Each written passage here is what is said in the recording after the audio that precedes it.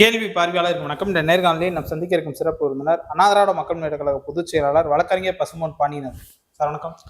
வணக்கம். உங்களுக்குலாம் தெரியும், இந்த தாவேக ஆட்சி அமைச்சர் மதுரை மாநகராட்சி, அதாவது முன்பே நடந்த ஊழலை பத்தி தொடர்ந்து அமைச்சர் நிர்மல்குமார் அமைச்சர் முன்னாள் அமைச்சர் மூர்த்தி, பிடிஆர் பழனிவேல் உள்ளிட்ட பல்வேறு திமுக கேள்வி பல கட்டமா எழுப்பிட்டே இருக்காரு. திமுக தரப்புல இருந்து எந்த ஒரு கருத்தும் பதிலுமே அவர் கொடுக்காம இருக்காங்க. நீங்க ஏற்கனவே இந்த மாநகராட்சி ஊழல் சொன்னா கூட பேட்டி கூட கொடுத்துருந்தீங்க. அமைச்சர் நிர்மல்குமார் அவங்களுடைய பேச்சை எப்படி சார் பார்க்கணும்? மதுரை மாநகராட்சி நடவடிக்கைகள் சம்பந்தமாக கடந்த காலத்தில் திமுக ஆட்சி இருக்கின்ற பொழுது நம்முடைய மாண்புமிகு முதலமைச்சர், அன்றைய முதலமைச்சர் திமுக கழக தலைவர் ஸ்டாலின் அவர்கள் மாநகராட்சிக்கு அதிக அக்கறை செலுத்தி மதுரை மாநகராட்சியை மேம்படுத்த வேண்டும் என்ற நோக்கத்தோடு செயல்பட்ட விதத்தை நாம் பாராட்டியிருக்கிறோம். அதாவது தமிழ்நாடு முழுவதுமே திராவிட மாடல் ஆட்சியில் மக்களுக்கான திட்டங்களை தீட்டுவதில் எந்த குறையுமே இல்லை. இந்த 60 நாள் தாவே காட்சி வந்துருச்சு, ஒண்ணுமே நடக்கலை. எங்கு பார்த்தாலும் குண்டும் குழியுமா தான் இருக்கு. மோசமா இருக்கு. அதை விட திமுக ஆட்சி 5 வருஷத்தை விட மோசமா இருக்கு. அதை விட எங்கேயும் பார்த்தாலும் கரண்ட் கட்டு, சுகாதார சீர்கேடு, கொசு தொல்லை ரொம்ப கூடிச்சு. ஏன்னா தூய்மை பணியாளர்கள் விஷயத்துல இன்னும் ஒரு துரிதமான நடவடிக்கையை தாவேக அரசு எடுக்கல. ஆனா தமிழ்நாடு முழுவதும் பார்க்கும்போது திமுக அரசு உள்ளாட்சி நிறுவனங்களை முறையாக நடத்தியது என்பதில் மாறுபட்ட கருத்து இல்லை. ஆனா மதுரை மாநகராட்சியை பொறுத்தளவுல முதலமைச்சருடைய கவனத்துக்கு பல முறை நம்மை போன்றவர்கள், இடதுசாரி அமைப்பை சேர்ந்தவர்கள், தன்னார்வலர்கள் எல்லாம் முதலமைச்சர் இடத்துல குறை சொன்னோம். ஆனா முதலமைச்சர் அவர்கள் இந்த மாநகராட்சி நிர்வாக நடவடிக்கையில கடந்த காலத்தில் நம்முடைய ஸ்டாலின் அவர்கள் போதிய அக்கறை செலுத்தவில்லை என்பதுதான் என்னை போன்றவர்களுக்கு மிகப்பெரிய வருத்தம். ஏன்னு கேட்டா, ஊழல் செய்தார்கள் என்று தெரிந்த உடனே மண்டல தலைவர்கள் மாநகராட்சி நடவடிக்கையில துரிதமாக எடுத்தாரு, அது வரவேற்போம். ஆனா மாநகராட்சியோட நிர்வாக சீர்கேடு தமிழ்நாட்டில் ரொம்ப ஒஸ்ட் மாநகராட்சி எது அப்படின்னு சொன்னா மதுரை மாநகராட்சி தான்ற மாதிரி இருந்துச்சு. எங்கு பார்த்தாலும் இன்னைக்கு பாருங்க, குண்டும் குழி மேடும் பள்ளம் தான் மதுரை மாநகராட்சி. இதற்கு அன்னைக்கு பத்திரப்பதிவுத்துறை அமைச்சராக இருந்த மூர்த்தி கெஞ்சிட்டும் கவலைப்படலை. அவர் தொகுதி மாநகராட்சிக்குள்ள தான் வருது. ஆனா அவர் தொகுதி 2 விதமா வரும். மாநகராட்சியில வரும், கிராம பகுதியில் வரும். கிராம பஞ்சாயத்துல ரோடு போட்டாரு, கிராம பஞ்சாயத்துல சில வேலைகள் பார்த்தாரு. மாநகராட்சியை பத்தி துரிதும் கவலைப்படாமல் மூர்த்தி செயல்பட்டார். பிடிஆர் பழனிவேல் தியாகராஜன் அவர்களை பொறுத்தவரை செயல்படும் என்று முனைந்த போது அவருக்கு பல்வேறு விதமான தடைகள், அதனால அவர் அப்செட் ஆகிட்டு செயல்படலை.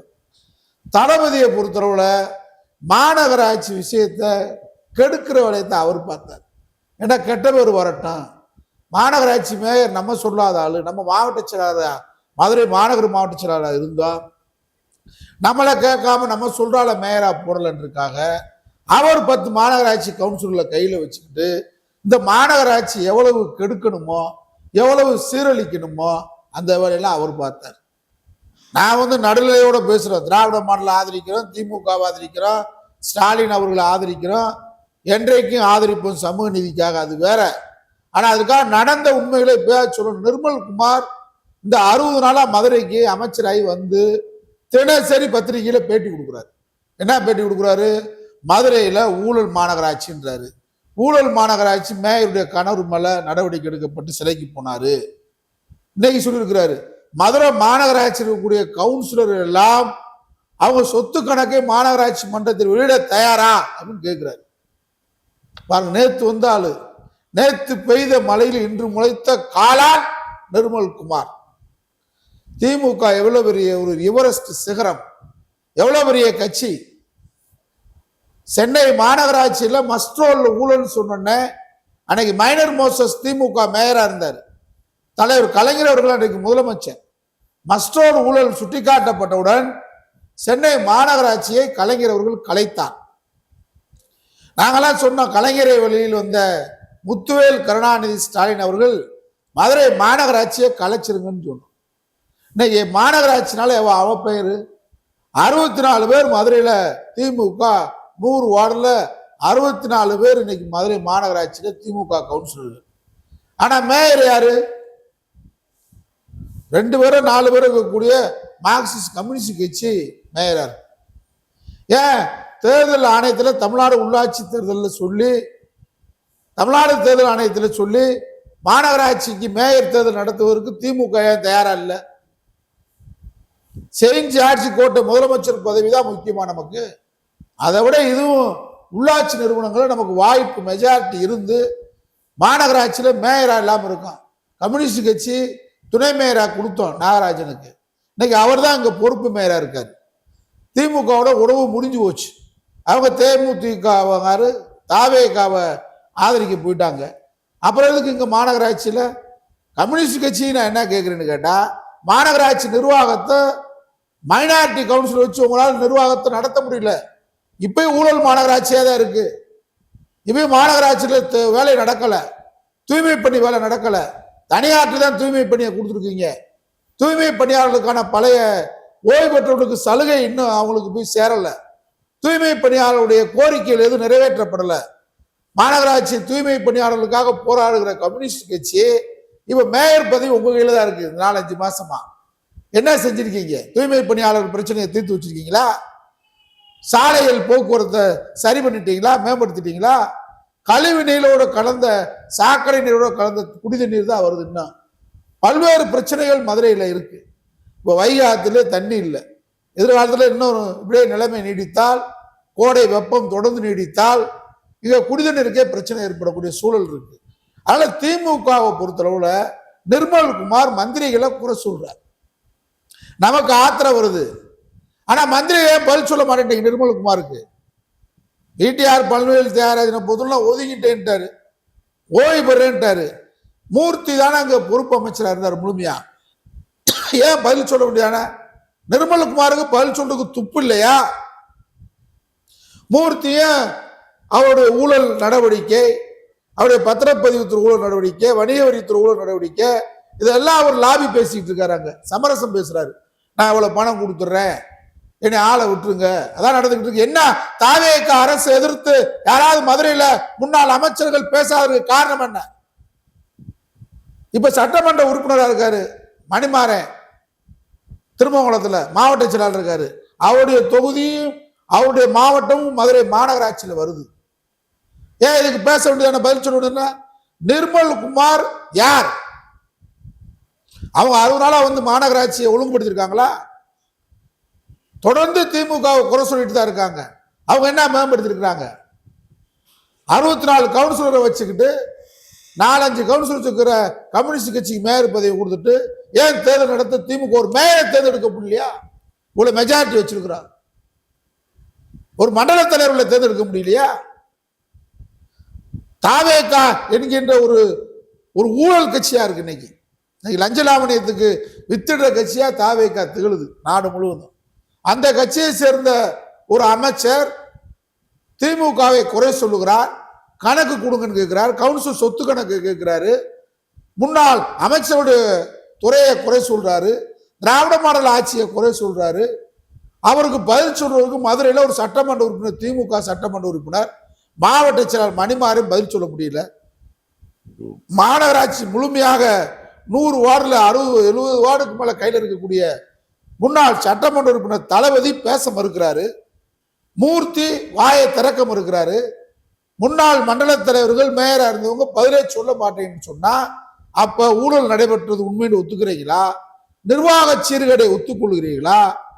நிர்மல்குமார் குற்றச்சாட்டை ஒத்துக்கொள்கிறீர்களா? இதை பத்திரிகையில தொலைக்காட்சியில் திமுக தலைமை வேடிக்கை பார்த்துட்டு இருக்கு. கடந்து போலாம்னு நினைக்கலாம் சார். ஏன் கடந்து போகணும்? நம்ம மாநகராட்சிக்கு எவ்வளவு நிதி ஒதுக்கி இருக்கோம்? வருட வருடம் நிதி பட்ஜெட்ல திராவிட மாடல் முதலமைச்சர் நம்முடைய ஸ்டாலின் அவர்கள் நிதி ஒதுக்கியிருக்காரு. இங்க வேலை நடக்கல, ஏன் மூர்த்தி பதில் சொல்லல? அப்ப கம்யூனிஸ்ட் சொல்ற குற்றச்சாட்டை ஒத்துக்கிறீங்களா? நிர்மல்குமார் குற்றச்சாட்டை ஒத்துக்கிறீங்களா? ஏன் இன்னைக்கு 64 கவுன்சிலர் கையில இருந்து உங்களால ஒரு மேயரை தேர்ந்தெடுக்க முடியல? இன்னும் நாள் இருக்குல்ல, ஏன் மேயரை தேர்ந்தெடுக்க மறுக்கிறீங்க? மாநகராட்சி கூட்டம் நடக்குது, மாநகராட்சி கூட்டத்தில் எப்படி நடந்து கொள்ள வேண்டும் என்று மூர்த்தி மாநகராட்சி கவுன்சிலருக்கு உத்தரவிட்டிருக்காரா? நம்ம தானே மெஜாரிட்டி இருக்கோம். மாநகராட்சி கூட்டத்தில் எப்படி நடந்து கொள்ள வேண்டும் என்று தளபதி மாநகராட்சி மாமன்ற திமுக உறுப்பினர் கூட்டம் நடத்திய வரலாறு உண்டா? மணிமாறன் கூட்டம் நடத்திய வரலாறு இருக்கா? ஏன் மாநகராட்சி மதுரை என்பது பெரிய ஊர், தமிழ்நாட்டில் 2வது பெரிய மாநகராட்சி மதுரை. இந்த மாநகராட்சியில அதிக மெஜாரிட்டியில மக்கள் தேர்ந்தெடுக்கப்பட்ட திமுக உறுப்பினர்களுக்கு வழிகாட்டுதல் திமுக தலைமை வழங்க மறுப்பது ஏன்? நேரு தானே உள்ளாட்சித்துறை அமைச்சராக இருந்தாரு. என்ன நினைக்கிறீங்க? அப்ப மாநகராட்சியை கோட்டை விட்டுருவோமா? அடிப்படை கீழே மாநகராட்சி தான். நாளைக்கு மாநகராட்சி தேர்தல் நடக்கும்போது திமுக இந்த கவுன்சிலர்கள் மக்கள்கிட்ட போய் பேச வேணாமா? அதனால மதுரை மாநகராட்சியில அக்கறை செலுத்தணும். மூர்த்தி செலுத்த மாட்டாரு, செலுத்தலையே. திமுக தோல்வி அடைஞ்சிருச்சு. எங்கேயாவது ஒரு பொதுக்கூட்டம், திமுக பொதுக்கூட்டம், எங்கேயாவது மாநகராட்சி மாமன்ற, மதுரை மாநகராட்சி ஆளுங்கட்சி இன்னைக்கு திமுக தானே. எப்படி இருக்க வேண்டும்? எப்படி ஒரு வலுவான மதுரையில இவ்வளவு வலுவிழந்து போனதுக்கு காரணம் என்ன? பொதுமக்களுடைய கேள்வி. நாங்க மாநகராட்சியை சிறப்பா நடத்துவார் தான் திமுக வாக்களிச்சோம், நாளைக்கு வாக்களிக்க தயாரா இருக்கிறோம். ஆனா மாநகராட்சி மேல தொடர்ந்து குற்றச்சாட்டை தாவேக வைக்குது. அதற்கு பதில் சொல்ல பிளாஸ்டிக் போட்டு வாயில விட்டுற மாதிரி மூர்த்தி உட்கார்ந்துருக்காரு முன்னாள் அமைச்சர். அப்போ ஊழல் பெறுவர்களுக்கு துணை போயிருக்கிறாரு. மாநகராட்சியில நிர்வாகம் நடக்கல. அதான் முதலமைச்சர் இருந்த அன்றைய ஸ்டாலின் வரும்போது கூட பந்தல்குடி கால்வாயை மூடுனாங்க சேலையை வச்சு. அப்புறம் பத்திரிகையில ஊடகம்லாம் சொன்னதுக்கு முன்னாடி அதை எடுத்தாங்க. மாநகராட்சியில் திமுக 5 ஆண்டு காலம் முதலமைச்சராக இருந்த ஸ்டாலின் ஒதுக்கிய நிதி எவ்வளவு, என்னென்ன வேலை நடத்திருக்கோம், என்னென்ன சாதனை பண்ணியிருக்கோம் என்ற விஷயத்தை ஏன் மாவட்ட செயலாளர் தளபதி சொல்ல மறுக்கிறார்? ஊழல் மேயரு நடவடிக்கை எடுத்தாச்சு, வழக்கு நீதிமன்றத்திற்கு ஊழலா இல்லையான்ற நீதிமன்றம் முடிவு பண்ணிட்டான். நாம் திட்டங்களை மாநகராட்சியில மதுரைக்கு வழங்கிய திட்டங்களை அன்றைய முதலமைச்சர் ஸ்டாலின் மதுரைக்கு வழங்கிய நிதி எவ்வளவு, என்னென்ன திட்டம் நடத்திருக்கும்ன்றத அமைச்சராக சொன்ன மூர்த்தி சொல்ல மறுப்பது ஏன்? நிர்மல்குமாரை கூட எதிர்த்து பேசுவதற்கு துப்பு இல்லாமல் வக்கு இல்லாமல் இருக்கக்கூடிய மூர்த்தி, மணிமாறன், தளபதி எப்படி கட்சி நடத்த போறாங்க? நம்ம செஞ்ச சாதனைய உதயநிதி ஸ்டாலின் எத்தனை முறை மதுரைக்கு வந்தாரு? மாநகராட்சி திட்டங்கள் எத்தனை திட்டங்களை தொடங்கி வச்சாரு? ஏன் அந்த திட்டங்களை சொல்லுங்க, நீங்க தான் நிர்வாகத்தில் இருந்தீங்க. தளபதி ஸ்டாலின் எத்தனை முறை மதுரை மாநகராட்சி நல்வாழ்வு திட்டங்களை அளித்தார், நிதி ஒதுக்கீடு பண்ணார் நிதி பட்ஜெட்ல. அதெல்லாம் திட்டங்கள் என்ன ஆச்சு? நீங்க தானே தொடங்கி வச்சீங்க. மக்கள் நிர்மல்குமாருக்கு பதில் சொல்லுவங்கனால முடியலையா? கடந்து போகும் சொல்லி தானே விஜய் நீ எழுத்து பேச மாட்டான், விஜயெல்லாம் ஒரு ஆளே என்று இன்னைக்கு விஜய் முதலமைச்சராக உட்கார வச்சிருக்கீங்க. திமுகவா தாவேகாவா டிவிகேவா டிஎம்கேவான்னு கேட்டாரு, கடந்து போகும்ங்க. இப்ப நம்ம ஆட்சியிலிருந்து கடந்து கீழே கிடந்து அது மாதிரி நிர்மல்குமார் யாரு? அவருக்கும் மதுரை மாநகராட்சியை பத்தி என்ன தெரியும்? மாநகராட்சி நிர்வாகத்தை 5 ஆண்டு காலம் நடத்திய நாம் ஏன் மக்களுக்கு விளக்கம் சொல்ல மறுக்கிறோம்? குற்றவாளியா? 64 மாமன்ற உறுப்பினர் இருந்து மாநகராட்சியை நடத்துறதுக்கு திக்கற்று திகையற்று போய் கிடக்கிறமே. மதுரை திமுக மாநகராட்சி மாமன்ற உறுப்பினருக்கு வழிகாட்டுதல் இல்லாம இருக்கமே. திமுக தலைமையும் கண்டுகொள்ளவில்லையே. இதையெல்லாம் பொதுமக்கள் கேட்கிறார்கள். திமுக தலைமை மறுபரிசீலனை செய்ய வேண்டும். நன்றி. நன்றி.